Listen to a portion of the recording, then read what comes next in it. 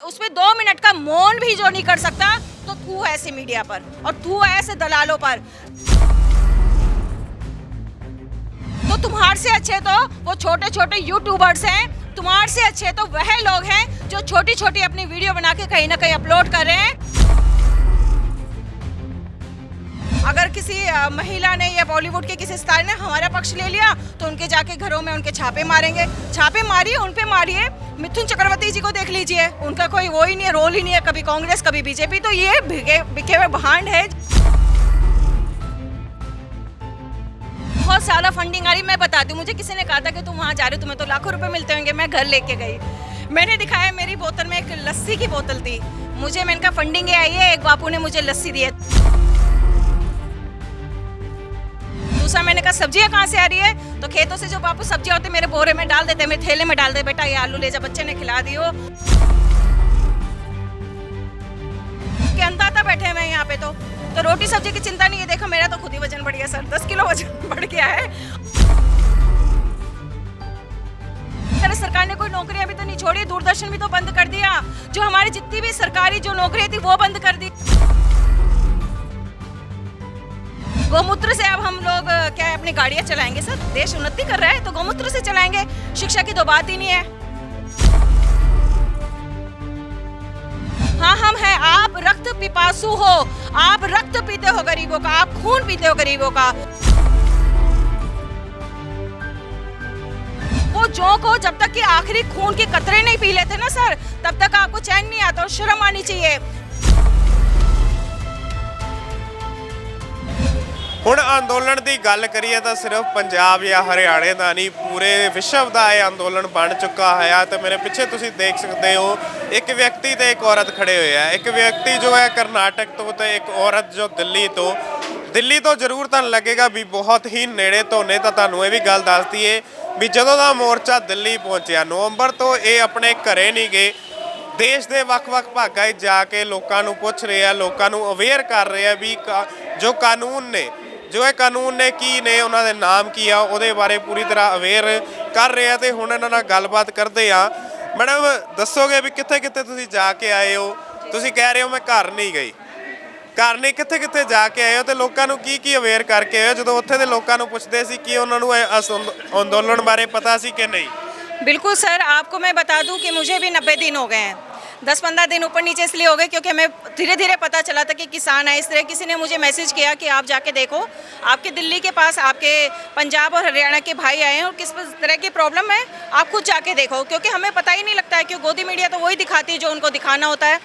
तो सर मैंने जब फर्स्ट डे आई थी, मैंने सिंघू बॉर्डर्स पे सिर्फ देखने आई थी और पहली बार मैंने सिंघू बॉर्डर पे वक्ता बन के ऐसे अपनी जो फीलिंग्स है वो व्यक्त की थी। और उसके बाद मुझे इतना दुख हुआ, बहुत ज़्यादा ठंड थी।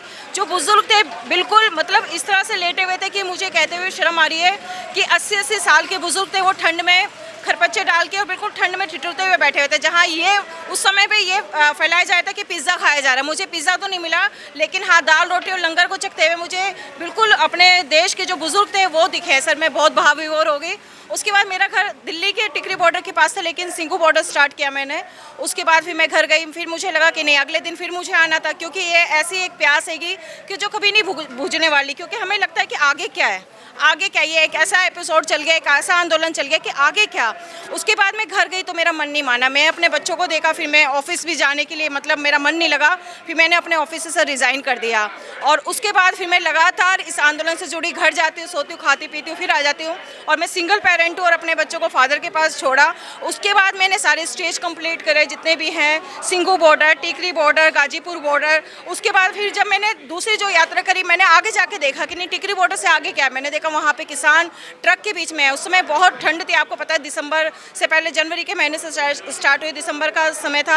फिर देखा कि आग जलाए हुए हैं, किसानों से बात करी, मस्ती में मौज मस्ती वाले इतने दुखे, इतनी तकलीफ है, लेकिन उनके बात करने के लहजे में इतना अपनापन था कि मैं फिर अपने आप को रोक नहीं पाई। उसके बाद फिर मैं राजस्थान जो 26 तारीख को तो धारूहेड़ा बॉर्डर पे थी, उसमें सबसे आगे मैं ही थी।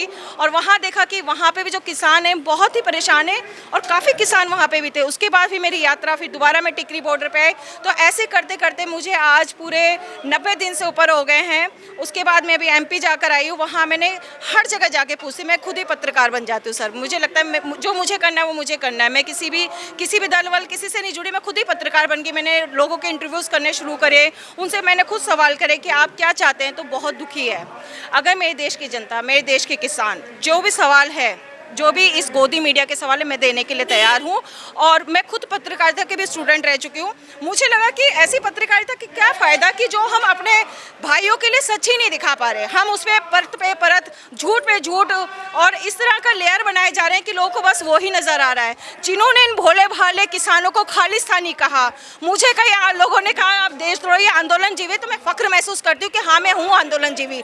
मैंने सबसे पहले अपने व्हाट्सएप स्टेटस पे लगाया कि हाँ, मैं आंदोलन जीवी हूँ और तुम देख लो अगर ऐसे आंदोलन जीवी है तो मैं अपने घर के बच्चों के साथ 100 आंदोलन जीवी को लेकर आऊँगी। और ये मैं कहते फ़ख्र हो रहा है कि मैं अकेली, जैसे MP गई, मैंने वहाँ पे किसानों से बातें करी, महिलाओं से बातें करी। मैंने उनसे पूछा आपको पता है कि दिल्ली में किसान आंदोलन चल रहा है? तो उन्होंने कहा हाँ हाँ, वो जो सरदार जी आए हैं, क्योंकि सरदारों से शुरू है शायद, कि हाँ वो जो सरदार जी आए हुए हैं। मैंने कहा हाँ, हमें सुना है, हाँ हमें सुना है, लेकिन हमने जो देख रहे हैं वो तो कुछ मीडिया कुछ और दिखा रही है।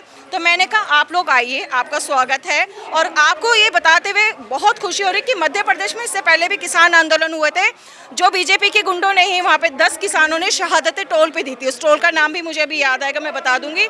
तो वहाँ से शुरू हुआ, तो कहीं ना कहीं दोबारा सब एकजुट होकर कल फोन आया कि 500 किसान मध्य प्रदेश से चल पड़े हैं। उनके रहने खाने की व्यवस्था उन्होंने कहा, मैंने कहा मैं आपको सबको लेके चलूंगी और दिखाऊंगी कि यहाँ पे किस तबके के लोग हैं।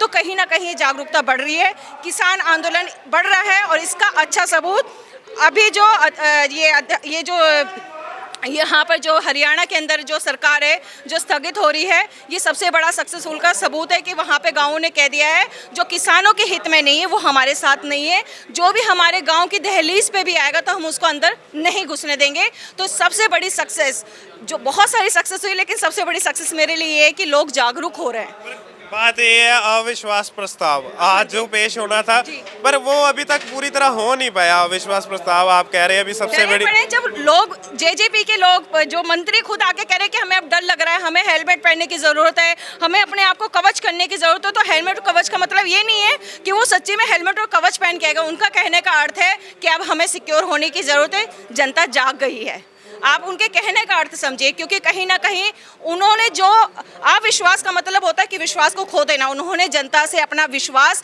खो दिया है। जेजेपी ने कहीं ना कहीं अपने निजी स्वार्थ के लिए जनता के साथ धोखा किया था और धोखेबाज की कहीं भी राजनीतिक में जगह नहीं है। थोड़े समय के लिए धोखा होता है, झूठ फरेब थोड़े समय के लिए होता है और वो कहीं ना कहीं उसका अंत होता है। इसकी जीती जागती मिसाल ये जन आंदोलन है, ये किसान आंदोलन है, क्योंकि अभी तक 90 दिनों तक टिका पड़ा है। सर, ये कर्नाटक से आए हो, वहाँ क्या माहौल है, वहाँ के लोग क्या कहते हैं इस आंदोलन के बारे में? नहीं, ये किसान आंदोलन तो बहुत पहले से होना था। ये इसका किसान आंदोलन का पैदाइशी हमारा कर्नाटका है। 980 में प्रोफेसर MD नंजुंडस्वामी बोल के उन्होंने ये आंदोलन किसानों के हित में उन्होंने शुरुआत की थी। लगातार किसानों के हित में उन्होंने लड़के किसानों के खिलाफ जो भी ये होता था, गवर्नमेंट जो कानून काटती थी उसके खिलाफ किसानों को उनको विचार देते थे। उनको विचार दे के एक मामूली से एक पुलिस एक दफेदार आया तो किसानों डर के भागते थे। आज हमारे कर्नाटका के किसान डिस्ट्रिक्ट मैजिस्ट्रेट के पास पहले जाकर चेयर खींच के बैठ कर उसका, उन्हें हमारा गुलाम है, हमारा काम करने के लिए उसे रखे हैं, उसे हमें टैक्स देकर गवर्नमेंट को टैक्स देकर उसे पगार हमें दे रहे हैं। ये हमारे को हमारा प्रोफेसर MD नंजुंडस्वामी ने सिखाया।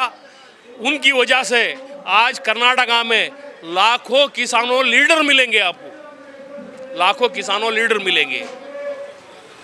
यूपी में भी आज कहा जा रहा है, यूपी में जो है किसानों पर हमला हुआ है। आज की जो सुबह की खबर है वहाँ हमला हुआ है। जो कई उधर इधर वो इतनी बड़ी लड़ाई में थोड़ा बहुत गड़बड़ होता ही है।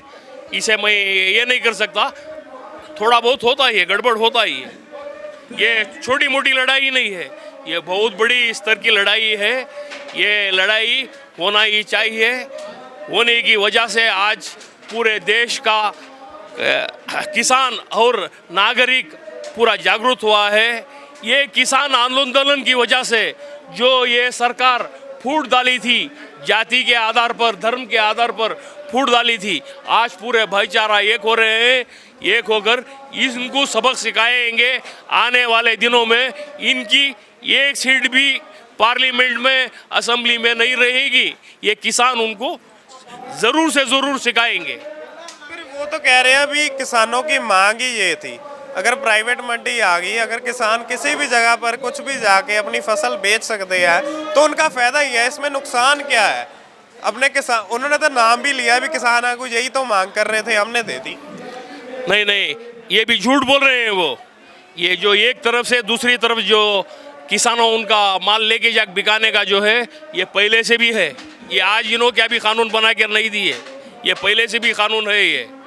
और ये जो मांग, हमारी मांग जो ये थी, एमएसपी जो ये है, रेट किसान तय करना, उसका मालिक जो है, उस चीज़ का मालिक, उसका रेट तय करना, वो मांग थी हमारी।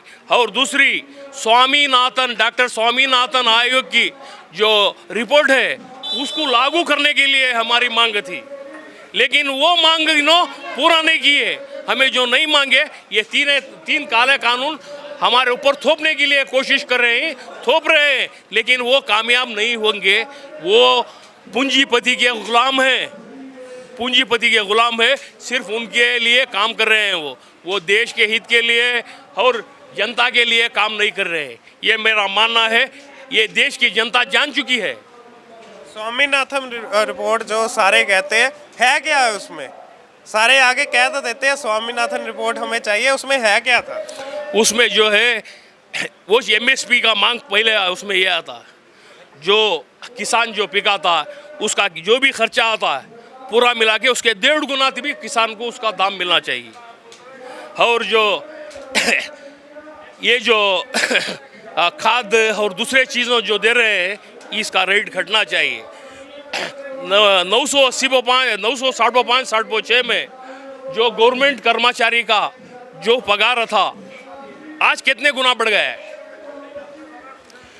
जो किसान जो पिकाता था अनाज का, किसान ये कितना था उस टाइम पर, आज कितना है? 1-2 गुना 3 गुना बढ़ा है उतना, लेकिन उसका पगार कितना गुना बढ़ गया है। ये दिने दिन किसान गरीब होते जा रहा है। क्यों? ये जो हमारे ऊपर जो हुकूमत कर रहे हैं, उनकी वजह से हमारे किसानों को सभी उन्हें खुंदल रहे हैं, उनको चुकाने की कोशिश कर रहे हैं। किसान आगे बढ़ गया तो उनकी राजनीति नहीं चलेगी। उसी वजह से किसान को कभी भी उसे अमीर बनाना नहीं चाह रहे। उनके बच्चे convent IAS, IAS, IPS officer होना है, लेकिन किसान के बच्चे हल चलाना है और बॉर्डर पे जाके गोली खाना है। उसलिए ये हाल बना के नहीं रखे हैं।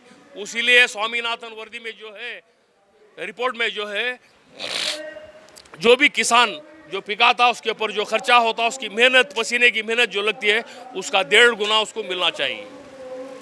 आप जर्नलिज्म की बात कर रहे थे, जी। आप स्टूडेंट रहे हैं। जी, दूरदर्शन और आकाशवाणी, दूरदर्शन से मैंने इंटर्नशिप करी है सर। दूरदर्शन से आपने इंटर्नशिप करी है। अब क्या सिनेरियो है? अब जब आप टीवी चलाते हो, खोलते हो, एंकर सामने बैठे होते हैं, बहुत ऊंची बोलते होते हैं, टेबल पर हाथ मारते हैं। वो एक जीती जागती मॉडलिंग की तस्वीरें हैं, एंकर नहीं है। एंकर ऐसे होते हैं, एक हमारे समय में हम झोला होता था, उसमें काफ़ी पेन वैन होते, खिचड़ी पुचड़ी हुई थी और उसको हम लिखते थे। एंकर नहीं है वो, कहीं भी जो देश का चौथा स्तंभ माना जाता है मीडिया है।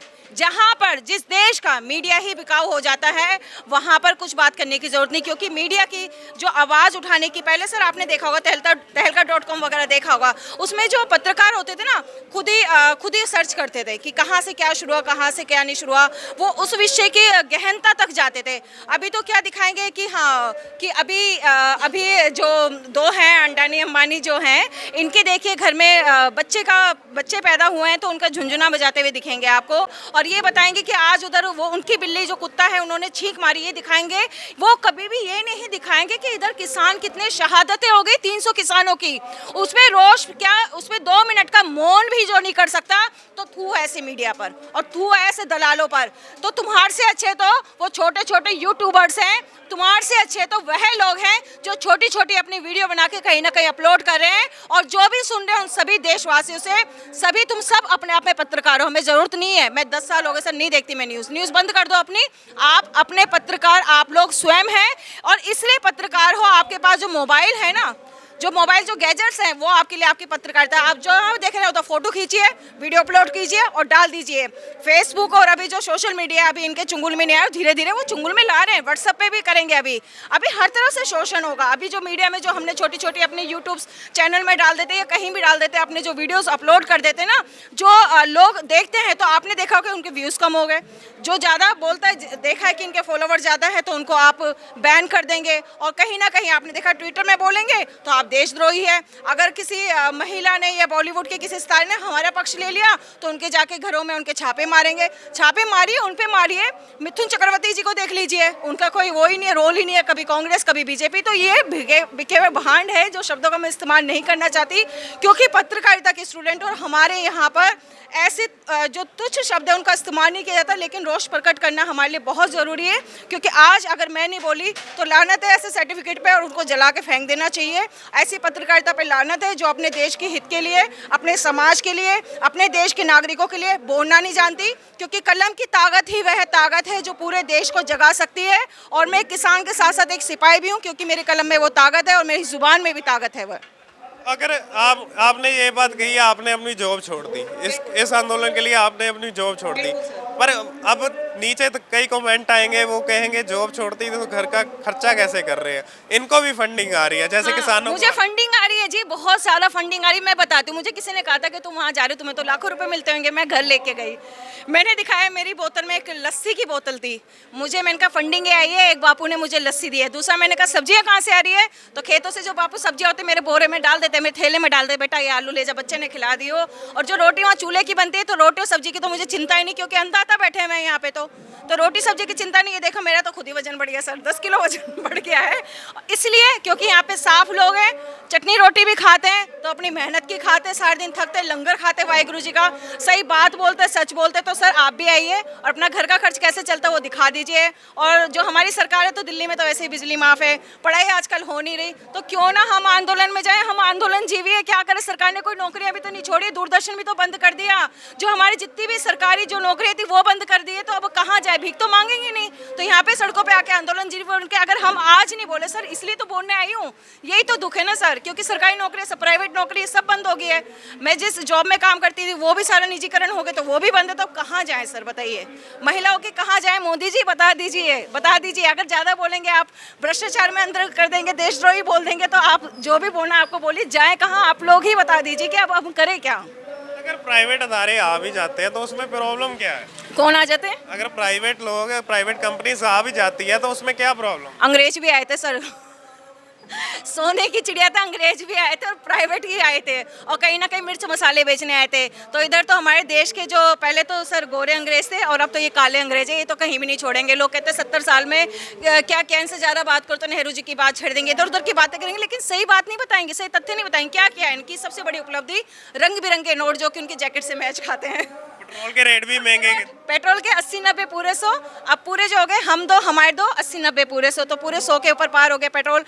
छींक आते से पहले हम पूछ रहे थे भाई फ़ोन करके भी पेट्रोल कितना बढ़ गया। तो भाई अब जो है गोमूत्र से, रामदेव बाबा जी नमस्कार, गोमूत्र से अब हम लोग क्या है अपनी गाड़ियाँ चलाएंगे सर, देश उन्नति कर रहा है तो गोमूत्र से चलाएंगे। शिक्षा की तो बात ही नहीं है, गोमूत्र से चलाएंगे गाड़ियाँ, और शिक्षा की तो बात ही नहीं है। और जो गोबर है उनको अमेजोन में भेज रहे हैं, आप कर रहे हैं ना निजीकरण, तो गोबर के उपले को शायद मैंने तो पढ़ा था कि किसी ने खा भी लिया, क्योंकि उसको पता ही नहीं था कि क्या है क्या नहीं। तो इतने गोबर के उपले जो ऐसे पड़े थे, और थोड़े दिनों में तो लगता है ये देश को कहाँ से कहाँ ले जाएंगे, तो आप इसकी कल्पना कर ही सकते हैं।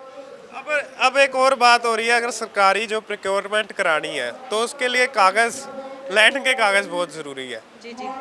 तो अब देखिए, अब जैसे कि अभी बोलना नहीं चाहूँगी, फिर लोग मुझे वही वाले कमेंट करेंगे, और मुझे तो बहुत, आप कीजिए कमेंट, क्योंकि जहाँ पक्ष और विपक्ष ही नहीं होगा वहाँ बात करने की नहीं। अब ये वही चीज़ गड़े मुर्दे उखाड़ के लेके आती है कि वो बोलेंगे कि जैसे सर आप हैं, ठीक है ना, आपसे कहेंगे आप अपनी परदादा की घर के अंदर से वह चाबी लेके जाइए जिससे इसके संदूक का ताला खुलता है। पहले तो अपने परदादा को बुलाने जाइए आप, फिर उसकी चाबी खोजिए। तो जो नामुमकिन है ना वही काम ये कराएंगे, क्योंकि इनके हाथ में कुछ नहीं है, इनके हाथ में सिर्फ जाल भूनना है। ये मकड़ियाँ हैं, और ऐसी मकड़ियाँ हैं जो जाल भूनती है, उस जाल में छोटे छोटे नागरिकों, गरीबों को, सबको समेटती है। सर ये आप समझिए कि इनकी जो भी चालें हैं सब नागरिकों का खून चूसने के लिए, और ये रक्त पिपासु हैं। आपके लिए हमने शब्द निकाला, आपने तो आंदोलन जीवी कहा।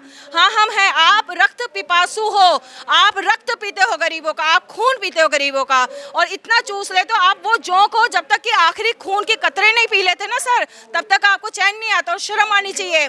कभी तो आप रविंद्रनाथ टैगोर बन जाते हो, शक्ल मिलती नहीं है सर। कभी तो आप बड़े बड़े, और दूसरी बात करें कि मुस्लिम समाज की बात करें तो खुद चदरे चढ़ाने जाते हैं आप, और फिर हम लोगों को बोलते हैं। हमें जो सिखाया गया ये हिंदुस्तान, यहाँ की संसद, यहाँ का संविधान, यहाँ का संघ, मेरा जो है संविधान है, और मैं संविधान को पूछते हैं हम लोग, क्योंकि यहाँ जो पहला पृष्ठ है उसमें लिखा गया है हम भारत के लोग, और यह लोकतांत्रिक गणराज्य है। यहाँ किसी धर्म की बात नहीं है, किसी जाति, किसी लिंग, किसी भेद की बात नहीं है। तो आप लोग कौन होते हो? आप लोगों से देश आज़ाद नहीं है। ये देश की आज़ादी में सभी का उतना ही हाथ है, चाहे वह किसी भी धर्म का हो, किसी भी जाति का हो, और मातृशक्ति का भी, क्योंकि मातृशक्ति भी हमेशा आगे से आगे कंधा मिलाई है। तो आप लोग कहने के और कमेंट करने के योग्य भी नहीं है सर। आज जब आप आ रहे थे तो लोगों ने, कई आपके दोस्तों ने मना नहीं किया भी या तो जी किसान नहीं है या तो आड़ती है, ऐसी बात तो नहीं किसी ने कही? नहीं। किसान क्या कपड़े पहना नहीं क्या? किसान शुआ नहीं पहनना क्या? पूरा उनका ही हक है क्या? किसान एक अच्छा कपड़ा नहीं पहनना, एक शुआ नहीं पहनना, हाँ क्या? उनके बच्चे कारा में फिरना, उनके बच्चे फ्लैटा में फिरना, उनके बच्चे अच्छे तौर से रहना। एक किसान का बच्चा एक कपड़ा नहीं पहनना, एक शू नहीं पहनना, बोले तो ये प्रजातंत्र में बहुत अन्याय है। बात और भी एक आपको ये बता देता हूँ, ये पूरे जो भी हैं राजकीय पार्टीज पूरे भी ये हैं करप्ट हो चुके हैं, पूरे के पूरे करप्ट हो चुके हैं। उसी वजह से इस देश में ये आया तो वो आया, उन्हें भी वही काम कर रहा है, वो गया तो इन्हें आया। इन्हें सब मिले जुले हैं, पब्लिक के सामने लड़ रहे हैं बस, लेकिन पूरे मिले जुले हैं। चाहे कांग्रेस हो, चाहे बीजेपी हो, चाहे अन्य दल जो हो, ये पूरे राज्य के क्या बोलते हैं पार्टी के वास्ते काम कर रहे हैं बस। ये आम आदमी के लिए, किसानों के लिए कोई भी नहीं लड़ रहा। बात आपकी जानकारी के लिए, 13 तारीख को कर्नाटका के हावेरी में किसान पंचायत चल रहा है 13 तारीख को, और 30 तारीख को कर्नाटक के बेलगामू में किसान पंचायत चल रहा है। आप ज़रूर आइए, आप जो पूछना है पूछिए। धन्यवाद जी आपका बहुत बहुत। सो देख सकते हो किस हिसाब नाल अपना गुस्सा जो है सरकार ते इन्होंने प्रगट किया, तो एक एक चीज़ का जो कह सकते हैं जवाब दिता। जो सरकार जो है ना तो हमेशा गल्लां कर रही है भी ये किसान नहीं है, ये जो है किसान नहीं है, ये पूरी तरह जो है तुहानूं दस दी है भी इसकी फंडिंग हो रही है। हर एक चीज़ का इन्हों के मूँह तो तुसीं जवाब जो है सुन नहीं लिया होगा। सो ये सी अज की खबर, वधेरी खबरां लिए जुड़े रहो डेली पोस्ट के नाल। कैमरामैन विक्की दे नाल कुंवरजोत सिंह की रिपोर्ट।